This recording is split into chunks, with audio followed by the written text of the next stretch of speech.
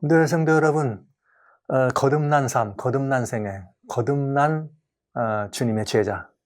한 주일 동안 나름대로 한번 그 사실을 여러분에게 적용해 보셨는지요? 어떤 분들은 그것이 굉장히 마음에 그 기쁨이 온 분이 있을 분 계시고, 또 어떤 분은 굉장히 마음에 왠지 부담이 되고 뭔가 좀 이렇게 해서 괜찮을까? 이런 생각을 하면서 이렇게 뭔가 좀 더 신앙이 불안해지는 것을 경험하는 분이 계실 것입니다. 네, 저는 오늘 이 문제에 대해서 여러분들이 생각하시는 것처럼 이 거듭난 이 삶이다 하는 이 문제, 저는 새로 태어난 삶에 대해서 지난 시간까지 굉장히 제가 사실 강조했어요. 근데 이것은 여러분들이 이 신앙에 대한 여러분들의 그 인습, 신앙에 대한 그런 그 태도, 우리 하나님에 대한 여러분들의 이해에서 오는 굉장히 큰 문제입니다. 그래서 오늘 이 거듭난 삶을 바로 여러분들이 수용하시고 그것이 여러분의 것이 되기 위해서 제가 이 한 가지 중요한 힌트를 좀 말씀드려야 되겠습니다. 그건 무엇인가 하면, 이 세상에는 오로지 두 종류의 신앙만 있어요. 두 종류의 신앙. 아유, 목사님, 이 세상에 얼마나 많은 종교가 있고 얼마나 많은 이런 신앙이 있는데 두 종류라니요. 아유, 뭐 인도에 가면 뭐 사람 수만큼 이 신이 많다는데요. 예. 이제 그런 모든 것들을 다 통합해서 오로지 이 세상에는 두 종류의 신앙만 있습니다. 말하자면 신앙의 대상이라는 것은 경배의 대상인 것이고요. 신앙과 경배 대상에 대한 이것을 이렇게 우리가 좀 체계적이고 조직적으로 인간의 마음을 뭉치면 그것이 종교라고 하는 걸 가질 수 있죠. 근데 여러분, 왜 제가 두 가지라고 하느냐? 그 둘은 아주 간단해요. 그건 뭐냐? 제가 처음 시작할 때 잠깐 또 언급한 경험이 있습니다. 세상에 두 종류의 신앙이란 건 뭐냐면, 나를 만드신 하나님을 섬기는 신앙이 있습니다. 즉, 나를 지으시고 내가 여기에 존재하도록 근원 되신 그분을 신앙하는 신앙이 있다 이 말이에요. 경배하는 신앙. 그런가 하면 다른 신앙은 뭐냐?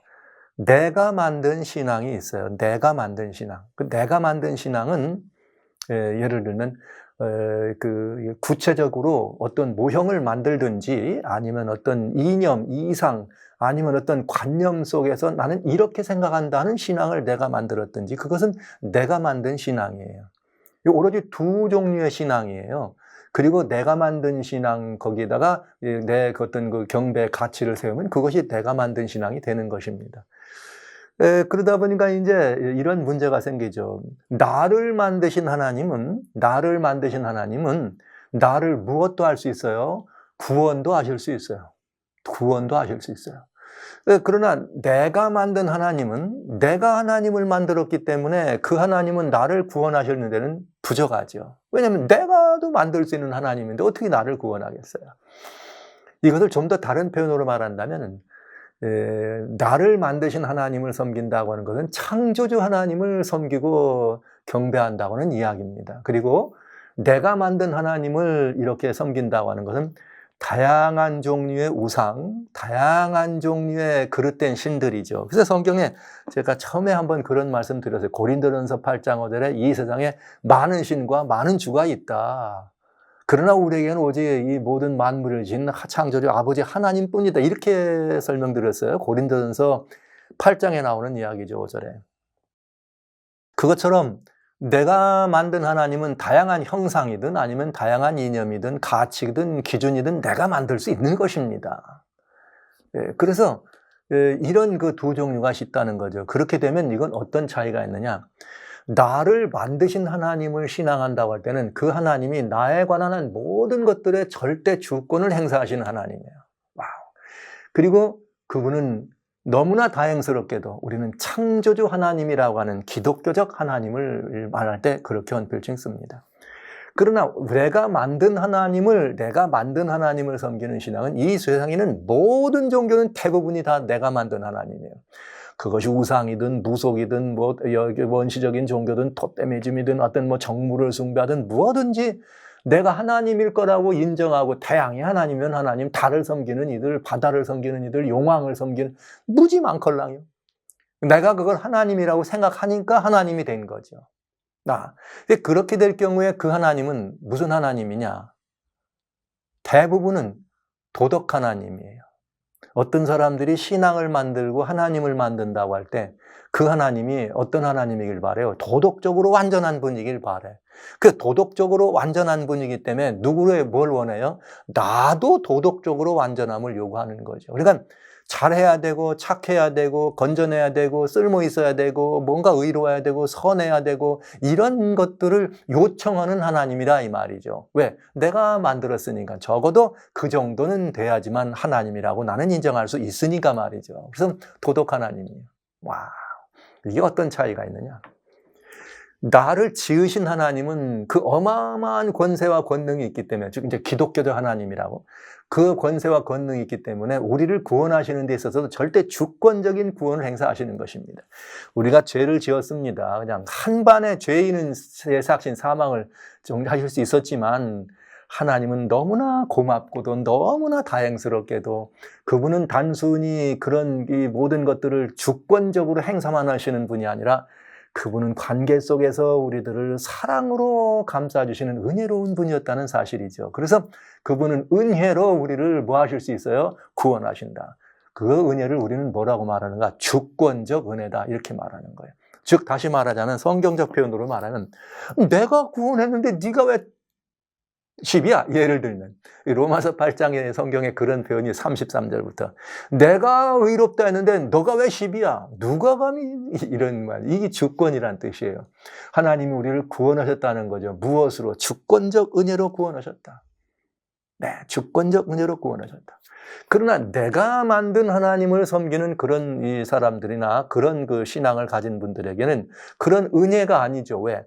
적어도 이 정도는 하나님이라 해야 되니까 내가 그의 구원을 내 것으로 소유하기 위해서는 이 정도는 해야지. 다양한 행위가, 다양한 이런 여러 가지 이런 우리들의 적선 혹은 의를 이룬다든지 이런 게 있지 않고는 도무지 구원에 들어갈 수 없죠. 즉, 왜냐하면 도덕적 완결을 도모해야 되니까요. 그래서 이런 것들을 성경적으로 그런 이걸 얘기한다면 그건 행위주의 신앙이다. 행위주의의 구원이다. 행위가 구원의 굉장히 중요한 기준이 된다. 이렇게 말할 수가 있겠네요. 불행하게도 주권적 은혜를 믿는 기독교 안에도 여러분 주권적 은혜를 믿는 기독교 안에도 어떤 것이 있느냐? 내가 만든 하나님을 섬기는 기독교가 있습니다. 이게 무엇인가? 적어도 우리 하나님은 이런 분이야. 누가 만들었어요 지금? 내가 만들었어요. 그래서 그 하나님은 뭘 요구하셔? 해서 다양한 율법적 가치와 다양한 행위를 가지고 그분께 나가려고 하는 이런 모든 것들을 행위구원이라 하는 것입니다. 행위구원이다. 네. 그래서 하나는 은혜의 구원이요, 하나는 행위구원이다. 이게 두 개로 나눠질 수 있어요. 이거를 이렇게 요약한다면 이 세상에는 오직 두 종류의 구원의 길이 있다. 하나는 은혜 구원의 길이다. 또 하나는 행위 구원의 길이다. 은혜 구원이란 기독교 정통 하나님께서 우리를 지으신 하나님을 섬기는 그런 이 사람들을 위해서 하나님이 주권적으로 죄인인 우리들을 위해서 아드님을 보내시고 죽게 하셔서 우리 모두를 다 죄 없다 이렇게 얘기하셨다. 왜 은혜냐? 로마서 4장에 주님 말씀하십니다. 5절에 경건치 아니한 자를 의롭다 하시는 이를 믿는 것을 하나님께서는 이를 의로 여기셨다. 와우. 일을 아니할지라도 일하지 아니한 사람을 의롭다 하시는 일을 하나님은 믿는 자를 의롭다 하셨다. 이렇게. 그러니까 아무로 그 은혜를 내 것으로 소유하는데 나의 어떤 애씀이나 노력이나 대가가 없이 100% 전적으로 하나님이 은혜로 내게 주셨다는 이 말인 것입니다. 네. 이것이 은혜의 구원이 하나님이에요. 우리가 섬기는 그 하나님이었습니다. 그리고 행의 구원이라고 하는 말은 무엇인가? 아니야. 하나님이 그래도 이 천지를 만물을 지으신 분이라는데 제가 지금 기독교 하나님을 말씀드리는 거예요. 기독교 안에 있는 내가 만든 하나님을 말씀드리는 거예요. 기독교 밖은 말할 필요 없으니까. 아니야. 하나님이 이렇게 우리를 구원하시고 아드님도 주셨는데 어찌 우리가 이 구원을 그냥 받을 수 있어? 그러면서 무언가 은혜에 보답해야 되고 무언가 그 은혜를 갚을 길을 마련하고 무언가 좀 내가 해야서 그분에게 잘 보여야 이쁨 보여야 그래도 구원이 있지 않을까 이런 생각이 대부분의 그리스도인들에게는 은연중에 깔려 있게 됐다. 이게 행위 구원이죠. 율법적 가치를 뭔가를 더 완전하고 뭔가를 더 온전하게 해설해야만 그 구원에 들어갈 수 있다고 하는 것입니다. 근데 이게 사람들의 그 생각이 말이죠. 특별히 우리 동양 쪽 사상들은 그런 이 도덕적 관념이 매우 강했어요. 그러다 보니까 우리 동양적 사상을 그대로 가지고 하나님을, 특별히 우리 한국의 이 백의 민족 이런 사상, 이런 효도의 사상, 이런 사상이 있는 우리들에게는 그냥 거저 얻는 은혜, 거저 주는 구원이라고 하는 건 왠지 값싸 보이고 예. 왠지 좀 뭔가 부족해 보이죠. 그래서 무언가를 해야 돼. 그래서 은혜가 아니라 나는 은혜를 보답하든지 은혜에 대한 어떤 삭스를 해야 되든지 이렇게 생각하니까 기독교 신앙의 이 성경적 가치관으로 말하자면 그런 모든 것들은 다 행위 구원이라 이 말입니다. 그런데 그게 더 매력 있어 보인다는 거죠. 율법적이고 어떤 행위가 있어서 와우, 저분은 저 정도 하니까 구원의 사람이지, 이래야 좀 멋있어 보이고, 내가 그렇게 해서 뭔가 좀 구원 얻었다 그러면 구원을 얻은 것 같다 이 말이죠. 이것이 사실은 기독교 아주 근본적인 이 기독교 안에도 팽배해 있는 사상인 것을 부정할 수가 없습니다. 그들은 어떻게 되는가? 우리 모두는 예수님이 돌아가시고 부활하심으로 말미암아 우리 모두를 거듭나게 하셨다는 사실이 믿어지지 않습니다. 역사적 주님의 그런 그 놀라운 역사가 믿어지지 않습니다. 왜냐하면 그럴 수 있어? 그것을 어떻게 내가 단순히 그냥 믿어요 하고 한마디 말로 할 수 있을까? 예. 이게 얼마나 귀한 것인데 그럴 수 있을까? 이렇게 생각하면서 그 거듭남이라고 하는 그 이치를, 하나님의 그 놀라운 은혜를 내 것으로 소유하는 일에 있어서 대단히 부담이 있는 거죠. 그래서 그들은 그거를 믿기 위해서는 어떻게 해야 되는가? 그래도 내가 이렇게 해야 되겠지? 그래도 내가 이 정도는 해야 되겠지? 이러면서 뭔가 나름대로의 기준과 조건을 걸고 그 일을 해나간다 이것이죠. 그래서 거기에 충족이 될 때는 구원을 받은 것 같기도 하고, 내가 세워놓던 나름대로의 기준을 못 미치면 그날은 구원을 못 받은 것 같기도 하고, 그래서 우리의 구원이 얻었다가 잃었다가 얻었다가 잃었다가 얻었다가 또 잃었다가 이런 구원이 되는 것이죠. 와, 사실 이건 굉장히 불행한 일입니다. 주님께서 원하시는 일도 아니고요. 성도 여러분, 그게 그래 어렵습니까? 여러분, 왜 하나님께서 우리에게 그 구원을 값없이 거저 주시는가? 이 이유가 있습니다. 여러분, 우리의 생명이 너무나 소중한 것, 그만큼 우리를 위해 대신 돌아가신 하나님이 계십니다. 그 생명의 값이라는 것은 하나님의 생명의 값을 여러분 어떻게 갚을 수 있겠어요? 그러니까 이것이 값싸고 너무나 무의미하고 무가치해서 거저 주시는 것이 아니라 우리의 모든 것을 다 바쳐도, 우리의 일생을 바치고 우리 모든, 나만이 아니라 우리의 모든 것들을 다 합쳐서 바쳐도 그것은 갚을 길이 없는 무한한 가치였어요. 왜? 우주보다 더 큰 분이기 때문에. 그래서 그 우주보다 더 큰 가치요, 그 우주를 만드신 분이 그 주인이시기 때문에 주님은 그냥 그 모든 것들을 우리에게 거저 주실 수 있었던 것입니다. 우주보다 더 큰 사랑으로요. 그러니까 애저녁에 여러분, 이 은혜를 갚는다든지 이 은혜에 대해서 내가 뭔가 보답을 해야 된다는 생각은 아예 하지 마세요. 아무리 애를 써도 그건 하실 수 있는 일이 아니에요. 근데 더 안 좋은 것은 무언가, 그럼에도 불구하고 뭔가 그분을 위해서 행하고 선한 일을 하고 의로운 일을 행하고 뭔가 좀 해가지고 이만하면 됐지, 이 정도는 해야 완전하지, 이렇게 생각하는 분들에게는 거저 얻는 것은 의미가 없는 것 같고, 뭔가를 하지 않았으니까 뭔가 좀 가치가 없어 보이죠. 근데 더 중요한 게 있어요. 그분들은 구원의 자리에 들어가서 주님과 함께 대면할 때에 어떤 생각이 있는가? 아, 이 놀라우신 하나님의 구원의 이 은혜로 내가 구원 얻었다 하는 것이 아니라, 와, 내가 참 그렇게 애쓰기를 잘했다, 이렇게 할 거예요.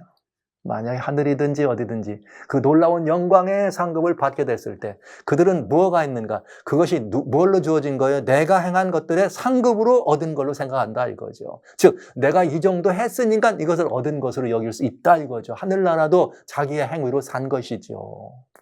구원도. 그러니까 이건 그 가치에 있어서는 너무나 차이가 있는 것입니다. 여러분, 무엇으로 우리가 하늘을 살 수 있어요? 이 구원을 사고 여러분의 생명을 살 수 있습니까? 도무지 불가능한 시도인 것입니다. 잘 아시잖아요. 성도 여러분,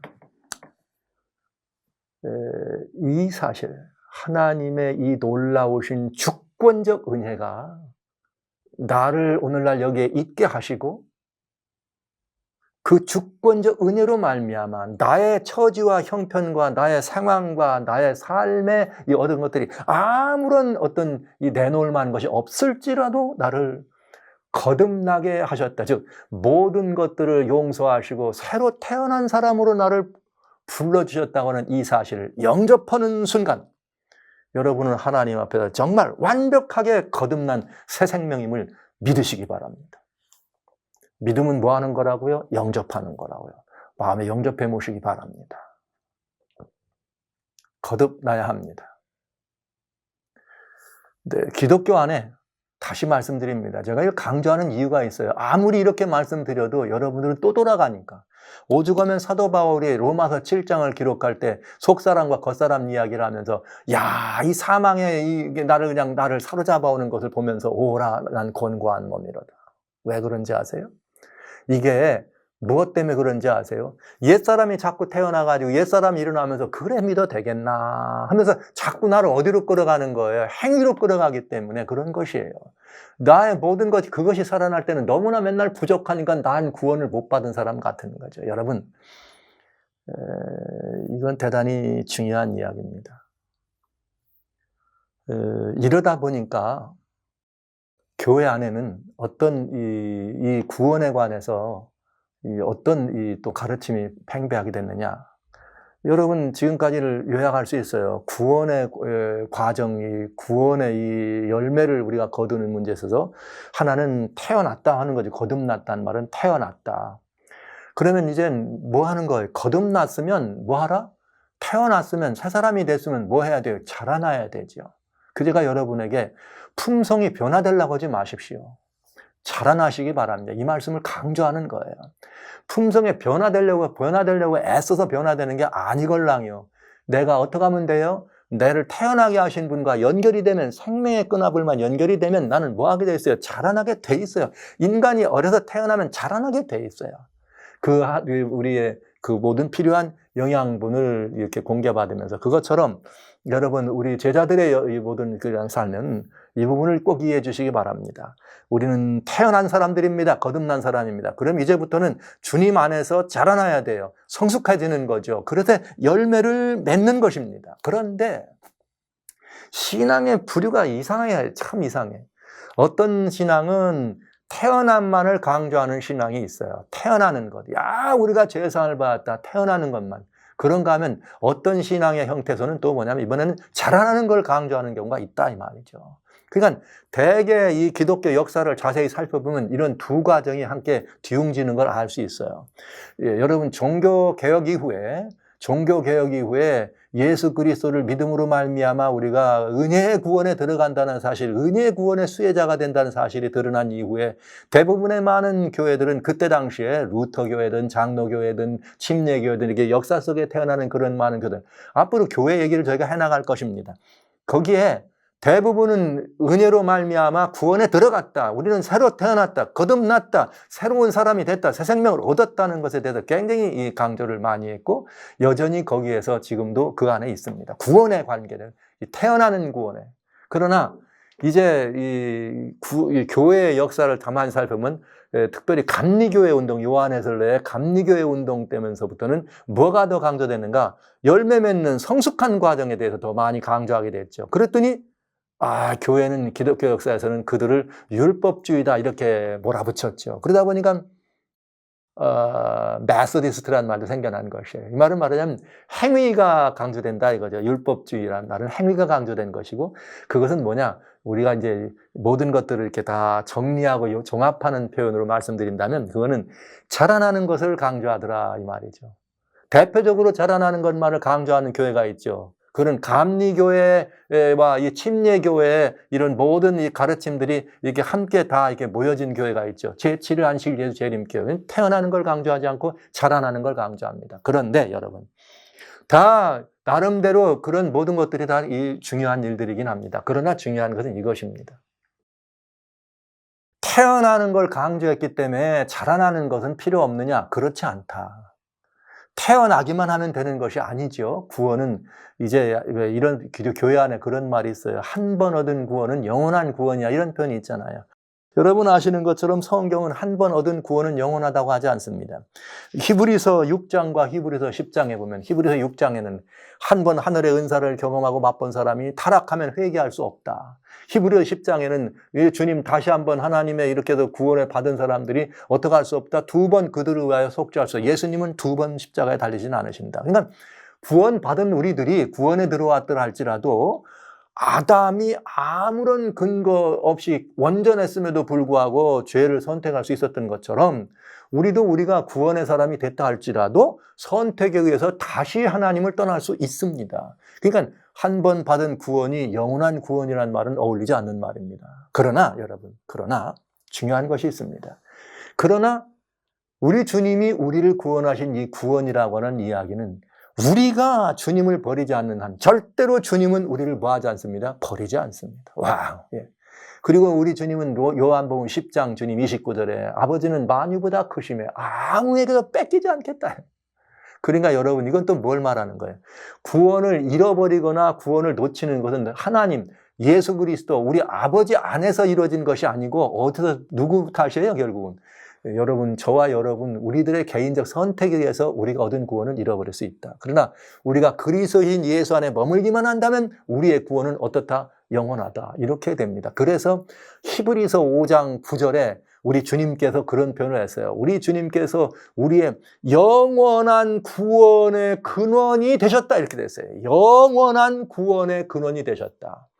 그러니까 그 영원한 구원의 근원이 되신 예수님 안에만 있다면은 그는 항상 살아있어서 우리를 위하여 아버지께 간구하기 때문에 자기를 힘입어 하나님께 나가는 자를 반드시 영원히 구원하실 수 있다. 이렇게 우리는 말씀하실 수 있는 것입니다. 놀라운 이야기죠. 그러니까 사랑하시는 성도 여러분, 형제자매 여러분, 우리는 이 구원의 이렇게 과정을 따져볼 때 거듭 태어난 사람은 자라나게 돼 있습니다. 무엇을 강조하든지 간에. 그러나 여러분 어떤 것을 강조한다고 할 때 차칫 자라나는 걸 강조하면 태어나는 걸 무시한다. 이런 의미로 여러분이 신앙을 하시면 위험해지는 거죠. 그러나 여러분 태어나지 않았는데 자라날 수는 없는 것입니다. 그런데 기독교 안에, 교회 안에 많은 비중의 사람들이 태어나는 경험이 없이도 자라나려고 하는 사람들이 많더라 하는 이야기죠. 제가 이 말씀을 자꾸 강조하고 거듭 말씀드리는 이유는 여러분이 실패하실까 봐. 지금 우리는 거대한 구원의 조감도 위에다 우리가 지금 구원의 방주를 지어가고 있어요. 이 방주를 지어가는데 잘 지어야 안 되겠습니까? 성경대로 지어야 안 되겠습니까? 아버지의 뜻대로 지어야 안 되겠습니까? 주님이 보여주신 제도대로 지어야 안 되겠습니까? 기왕에 짓는 우리의 구원의 집이 온전해야 되지 않겠습니까? 그렇기 때문에 우리는 이 무둔에 대하여 아주 중요한 의미와 가치를 여러분들에게 설명하는 것입니다. 살아신 성도 여러분, 우리는 태어납니다. 이 태어날 때, 태어난다는 말의 다른 의미는 하나님과 우리 사이의 관계의 변화가 일어나는 것입니다.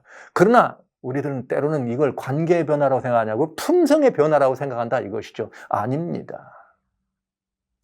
우리의 품성이 변화되지 않습니다. 그건 옛사람입니다. 죽은 사람은 이미 변화될 수 없습니다. 죽었습니다. 우리는 하나님과의 새로운 관계가 설정되면서 하나님의 자녀로 다시 태어난 사람들입니다. 우리가 하나님의 아들로 하나님의 딸로 태어났으면 우리는 그 안에서 어떻게 해야 돼요? 자라나서 성숙하고 더 높이 자라나야 된다 하는 이야기죠. 와우. 그래서 이렇게 우리는 자라나게 돼 있다는 것이죠. 그래서 사람들은 이런 표현을 해요. 태어나는 걸 보고 칭의라 이런 말을 해요. 의롭다함을 얻었다 이렇게 칭의. 그런데 어떤 사람들은 자라남을 강조하는 사람들은 또 뭐라고 말하나 성화돼야 된다 이런 말을 해요. 그 성화돼야 된다. 칭의는 알겠는데 그럼 성화된다는 건 뭡니까? 어떻게 하면 변화됩니까 여러분? 그러니까 변화되려고 애쓰는 거죠. 변화되려고 애써서 변화될 수 있느냐? 아니걸랑요. 우리는 변화되려고 애써서 변화되는 것이 아니에요. 자라나는 것입니다. 그러니까 성화란 말은 어떤 말이냐? 하나님과 우리 사이의 관계가 온전하게 되는 것이 칭의라면, 하나님과 우리 사이의 관계가 온전된 것이 칭의라면 이 칭의를 날마다 경험하고 살아가는 것이 성화된 삶이에요. 왜요? 신의 성품에 뭐하는 삶이니까? 참여하는 삶이니까. 그래서 여러분, 우리는 주님과 우리들 사이에서 관계의 변화가 시작되면은 그 관계 안에서 자라나는 것입니다. 관계 안에서 성숙되고 관계 안에 자라나는 과정이 성화라고 말할 수 있는 것이죠. 그런데 성화는 이렇죠. 여러분 어린아이가 응애응애 태어납니다. 걔 완전한 사람이에요? 불완전한 사람이에요? 걷지는 못합니다. 뛰지도 못합니다. 서지도 못합니다. 불완전해요? 완전해요? 신앙생활하는 사람들이 굉장히 실수를 많이 해요. 마치 우리가 예수님 안에서 다시 태어났으면 뭔가 좀 완전해가지고 무슨 뭐 온전한 이렇게 해서 그래 성화된 걸로 성화를 그런 과정에서 사는 것이 아닙니다, 여러분.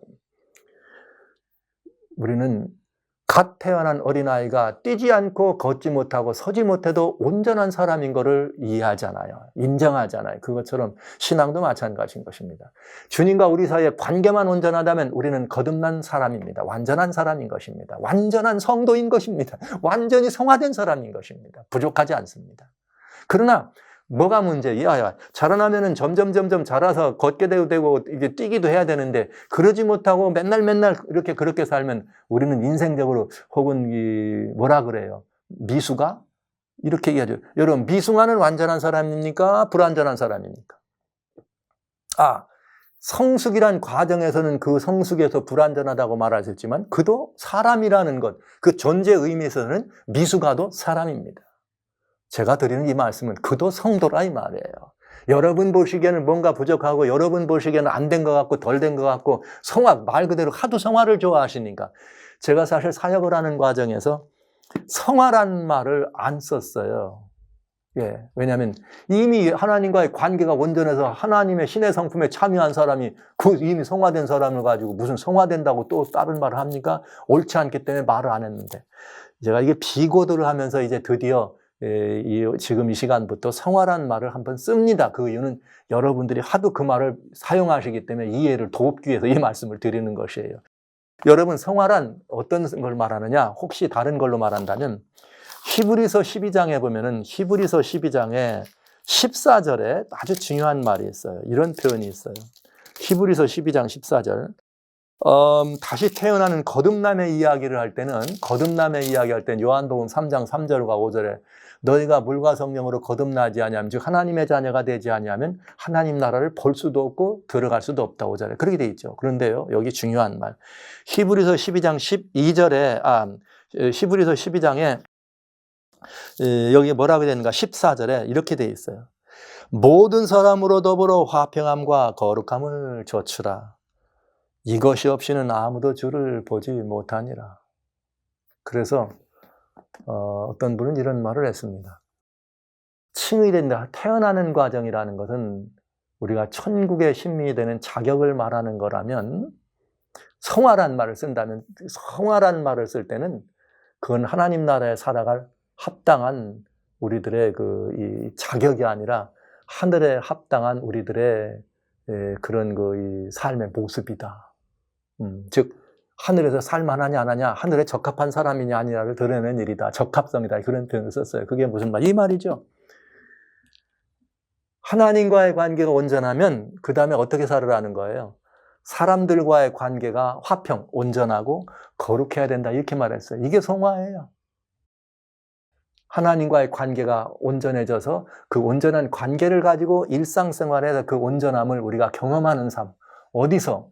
사람들과 더불어 살아가는 삶에서. 그러니까 여러분 진짜 성화된다는 말을 쓰시려면 사람들하고 관계가 온전한가를 보시기 바라요.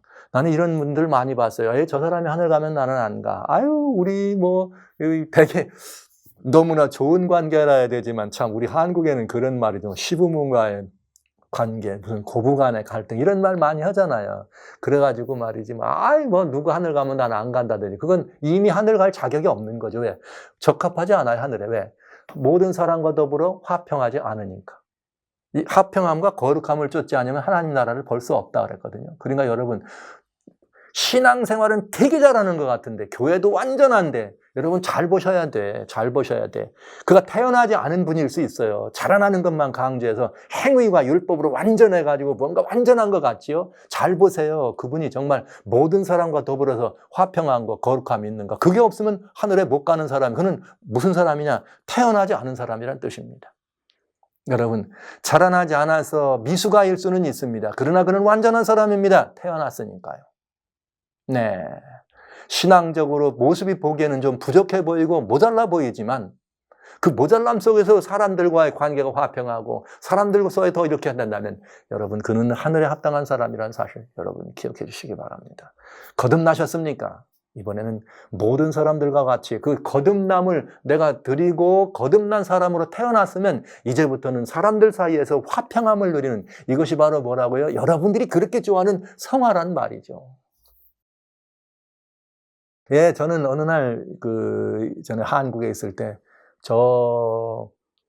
상원사라고 하는 이 절이 있어요. 오대산, 소위 말하는 오대산 아래 상원사라는 절이 있는데, 제가 오대산 그 위에 이 비로봉, 거기를 이제 가끔 올라갈 때가 있었는데요. 이 산을 좋아해서 다니다가 보면은 늘 제가 상원사에 한번 들립니다.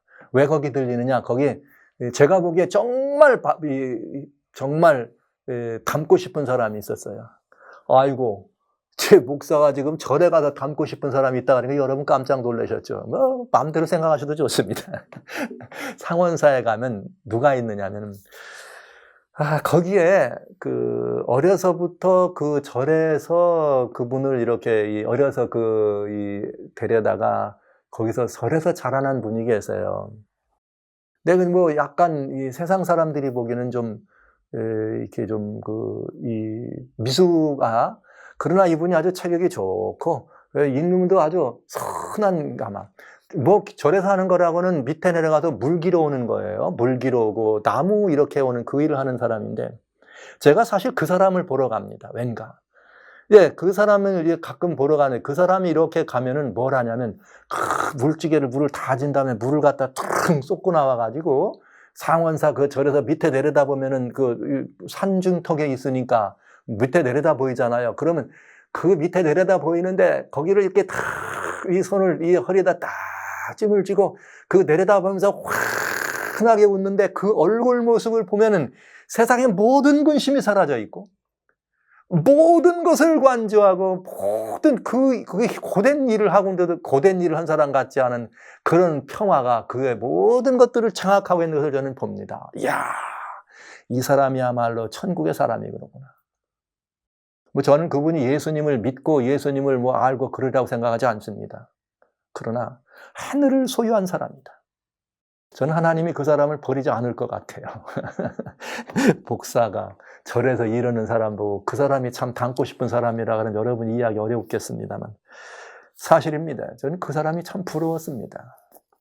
나는 예수님을 영접하고 태어난 사람이라고 하는데, 예, 한때 제가 지독한 율법주의라는 말씀을 드렸잖아요.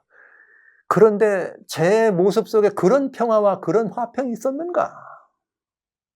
네. 저는 그가 참 부러웠습니다. 지금도 그가 생각납니다. 그가 저 밑에 있는 마을을 쳐다보면서 환하게 웃으면서 세상의 모든 것을 관조하는 그의 모습을 보면서 천국의 사람이었습니다.